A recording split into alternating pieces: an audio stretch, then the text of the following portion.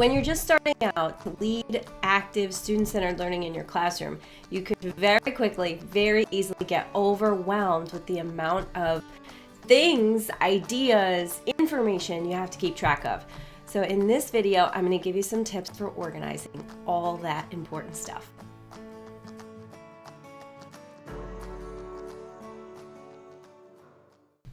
All right, we're going to talk about organizing our active learning efforts today.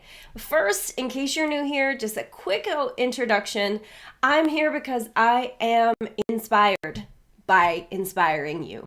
By inspiring science teachers, all teachers honestly, if I could reach them, but my specialty is science, to reignite your fire for teaching. Why did you choose this profession in the first place? More than likely, it was so that you could have a purpose in the world, be fulfilled by serving someone else, and in so doing, creating meaningful relationships with students. And that's what I want to help teachers get back to. I believe they could do that by regularly reflecting on their practice, by adopting student-centered instructional strategies, and ultimately, my heart and soul, my most favorite teacher superpower that I think I have is designing and delivering interactive science lessons that are produced in learning experiences that lean on technology.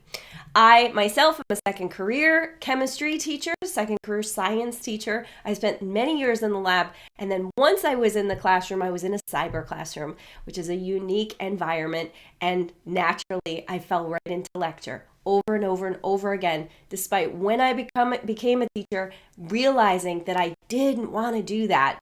But eventually, and it did take time, but eventually I found my way to active student-centered practices, and I never, ever, ever will turn back. And that's why I'm here with you today. I also produce and manage a couple memberships for you to join. If you're interested, if you resonate with anything here in the video, there's an absolutely free, non-committal one, Student-Centered Science Teacher Society, the Active Learning Laboratory, which is like everything you want to know about active learning to get you started, to help you get your feet wet and know what it's all about, and then that Digital Instructional Design Studio, which is an intensive program for lesson planning and technology use. But our video today is all about organizing those active learning efforts. So as typical in my videos, I'm going to give you a little perspective and share with you why. How is organizing so hard or bad, or why do I need to make a video about it? It is because everything about our approach in student-centered learning, student-centered instruction and teaching is action-oriented. Everything. So if you are a lecturer, if you've fallen into that regular, habitual kind of practice, out of necessity, right? No judgment zone here. You probably are used to just managing your notes, a pile of worksheets, or maybe, back in the day, you dealt with maybe the overheads, right? But now you have a series of PowerPoint files, and the PowerPoint files are in the folders on your computer. And what more organization do I need?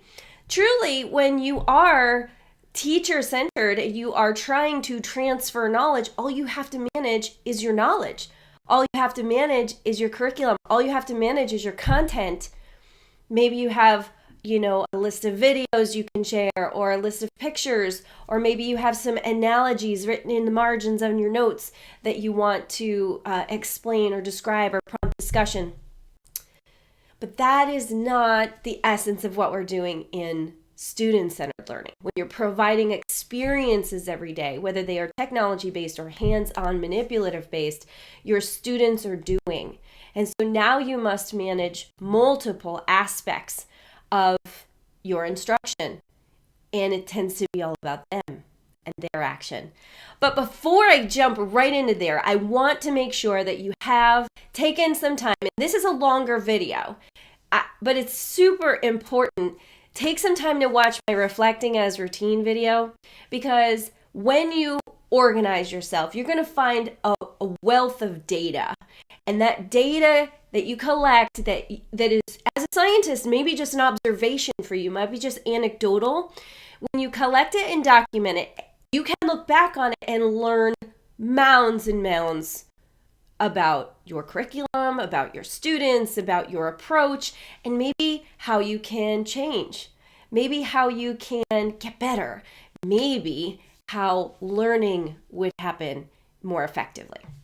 So definitely a shout out to that video there. I am going to make references to some pieces of that video, so if you haven't watched it yet, you'll get the essence of it here.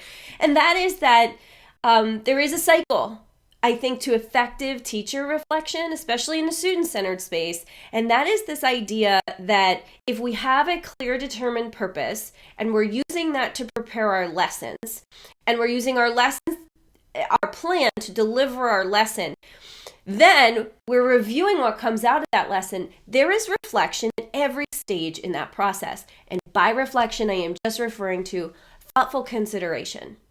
Thoughtful consideration, how we're planning our lesson as it pertains to the purpose we're trying to achieve. The big purpose, not the lesson du jour, right? And so on. So I'm going to refer to this today. What we're going to see is that we can actually split this cycle in half when it comes to organizing our efforts and collecting the relevant data to reflect upon. And so going back to this main idea today, that student-centered classrooms are action-oriented. Students are doing and you are doing. Your role is so wildly different than it was when you were lecturing at the front of the room. Therefore, the data we collect needs to be action-oriented.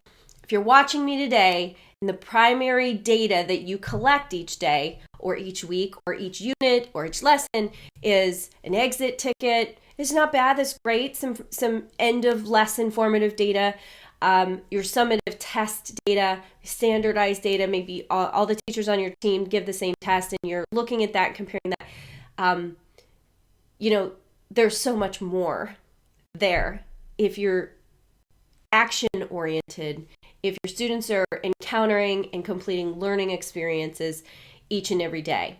And like I said, if you are already, you might think of that as formative assessment that you're just observing and maybe you're making some notes on. Well, this is about organizing those notes and recognizing where your opportunities exist to collect them.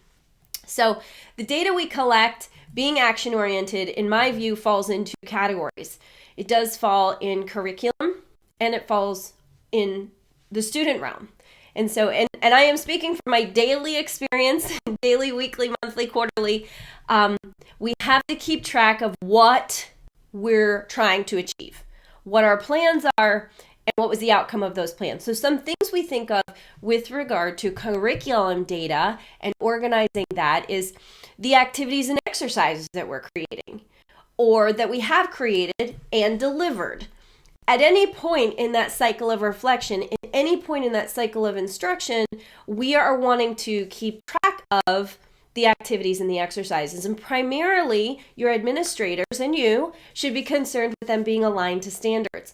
So sometimes just there is a big task in organizing, depending on which standards you're following, how deconvoluted they are and difficult to understand or sort through, and whether or not your school, your organization already has a system for cataloging those.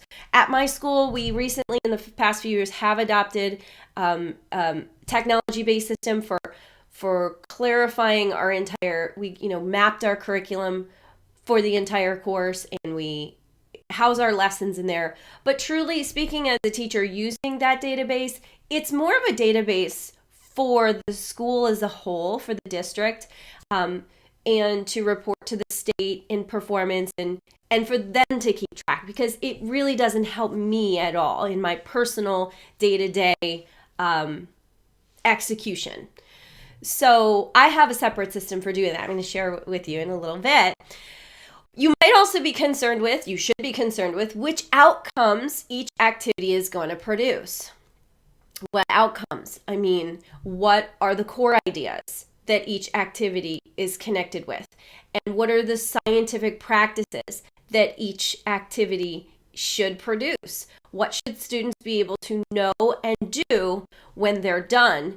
And again, cataloging them in any way that you see fit, perhaps as a timeline on a calendar or according to standards. But definitely, as we are planning, we need to keep in mind activities and standards, core ideas. And as we're reflecting, we absolutely need to know about those outcomes. And then there's just the logistics of where does this all fit in our pacing, in our sequence of delivering the course. What lesson does it belong in? What unit does it belong in? Perhaps it's a concept you're spiraling on. I teach chemistry, and chemistry is very, very cumulative. What you learn in the beginning can be usually carried through to the end. So in how many places are you going to reinforce this? And those notes are really super helpful to be able to keep organized. That's all front end work, all this curriculum stuff. I mentioned some reflection with the outcomes, but really when we're considering curriculum data, we are considering our lesson plan, what we have created for our students to do, to be action oriented, and then how we're using that plan to deliver. When are we delivering it? In what order are we delivering it? And is it all aligned to our personal teaching purpose, our philosophy, our focused desired outcome, and is it aligned to the interests of your school, your district, your state, federal, and so on. So all this curriculum data that we want to organize ultimately helps us in being organized so we can learn from it. No different than you creating note guides for your students. Now, I would suggest that a basic lesson plan format template allows you to get there. It really checks all these boxes. And if you're watching this video, haven't had an opportunity to download the lesson planning framework that I use, I have provided it in whether you're in our free community, the Student-Centered Science Teacher Society, wherever you're watching this, there is a link available for you there, or directly as a link below the video. You'll see here it's my framework is a 5-part framework, and it's got all sorts of little notes in there. Every single portion of it is supposed to incorporate or reminds me to incorporate some disciplinary literacy in science. But really it helps me know exactly what activity I am running each day, how I plan to deliver that activity, whether it is individual, small group, or whole group, how I have activated and integrated prior knowledge surrounding that activity, what scientific practice I want students to gain from having learned that activity. So going through the data analysis portion, and then incorporating this into a larger catalog, a larger planner type tool to help me keep track of lesson and unit and position within the school year.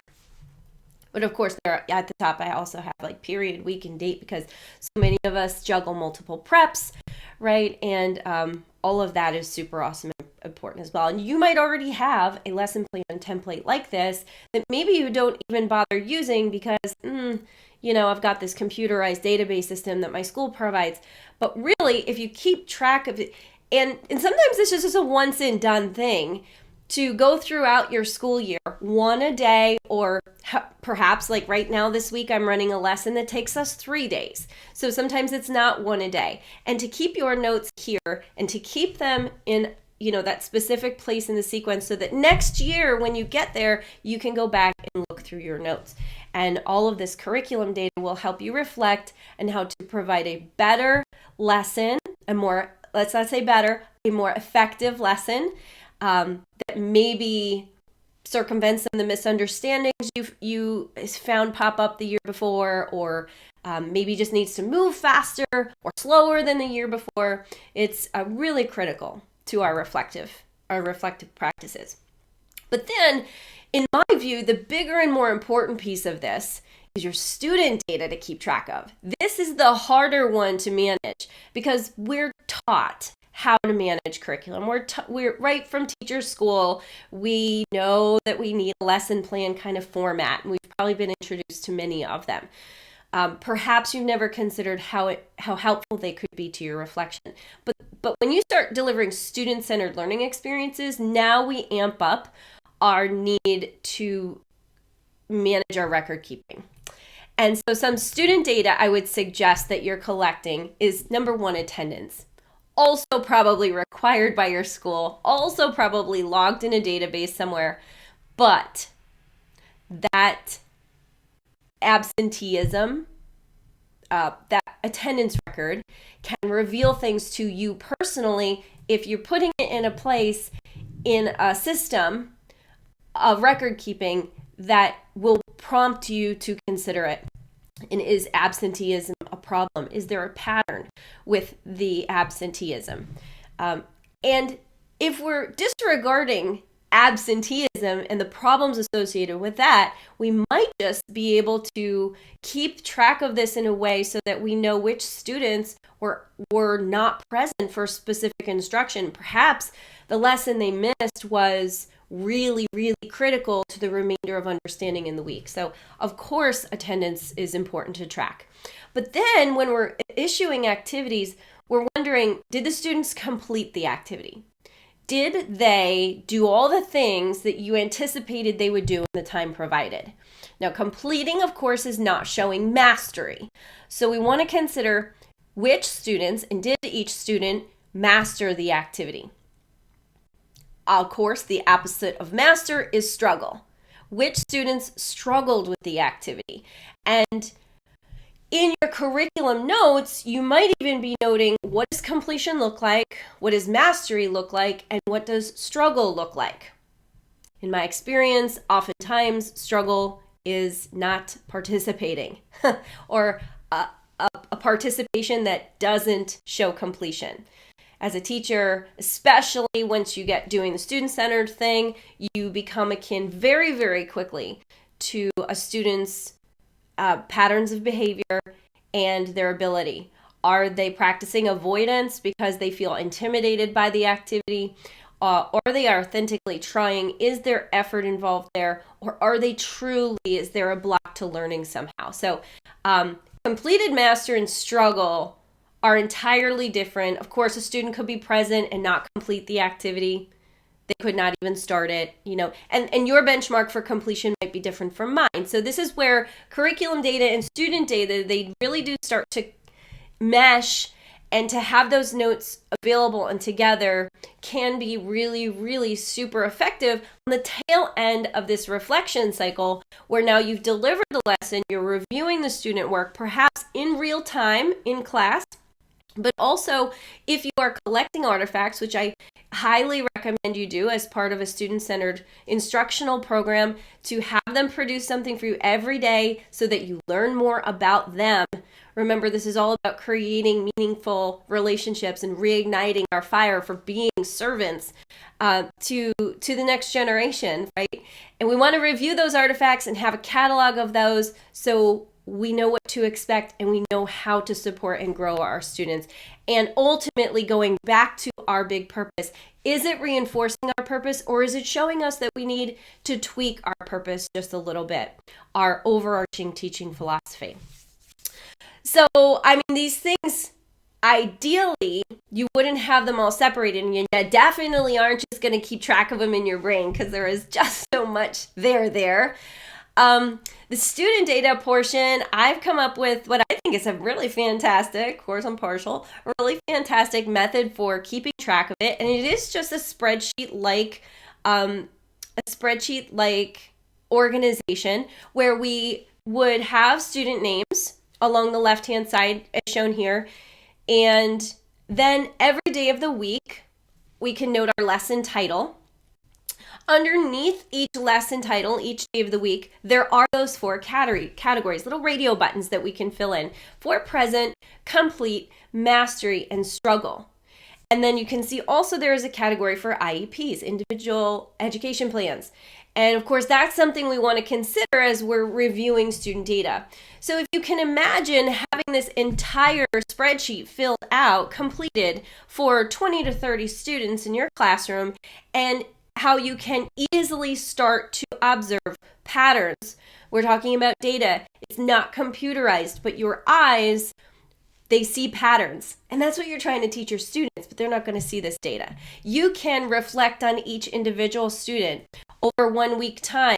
Were they absent the entire week? Did they merely complete the activity each day of the week? Did they master half of them and struggle half of them? You do begin to see patterns emerge. And it's not then about this is a good student and this is a bad student. It now becomes which students can I push forward and which students do I need to provide more intensive support for and to. Which students maybe do I have to tweak my process and my product in my learning activities to help them be successful. Similarly, we can consider our curriculum with this data, because if we look at a single day and try to extract certain patterns from that day, like, half of the class struggled, half of the class completed, sprinkling in of a few students with mastery, that may be a lesson we need to rework completely. Maybe we need to shift and change, differentiate the activity itself. Maybe we need to use small groups instead of individual students. We need to look at that data, and data doesn't lie. I'm not really a proponent of number data. I'm never going to teach on summative assessment data because as a scientist at heart, I don't really love this idea that data can tell us anything. And it's so many variables to sorting out number test data, right? But this becomes super crystal clear as it pertains to a purpose of serving our students so that they can come out with true life skills from their science class, not just a collection of facts, but all that series of doing, observing, asking questions, analyzing data, proposing solutions, making inferences. Clearly, when you see a column full of mastery here, you can celebrate. Pop it open at the end of the day. You had a good day. You achieved your goals. So I would say that this one resource really does both things for us. It gives us qualitative data on our curriculum and our student work and helps us reflect in a big way. Now, when we combine them, the lesson plan and the individual actual execution data, we can have a real powerful piece going into the next school year and go in with our own armory of prior knowledge. So I have combined these resources, two separate resources you certainly could print, and they are free. You can download them below. But I've combined them into a digital planner because I have found, oh my word, since I have discovered this nifty Apple Pencil and the GoodNotes app on my iPad, is mind blown. Okay, that seems so silly, but I started out with digital planning. I had listened to a podcast, and a person was being interviewed who creates digital planners, and I was like, digital planners. So I went to see what she produces, and it's such a simple thing. I have since seen similar outlines at Target. Okay, focus 3. I don't know if anybody's ever told you, focus on 3 things in the day, and then there's other things. But if you can accomplish those focus 3, you got it going on. So she really helped me, and her tools really helped me master my mind at a time when I was trying to shift my instructional strategies. And I love it. So I made my own digital planner with teacher tools in mind, with all of the resources that she couldn't provide because she wasn't a teacher.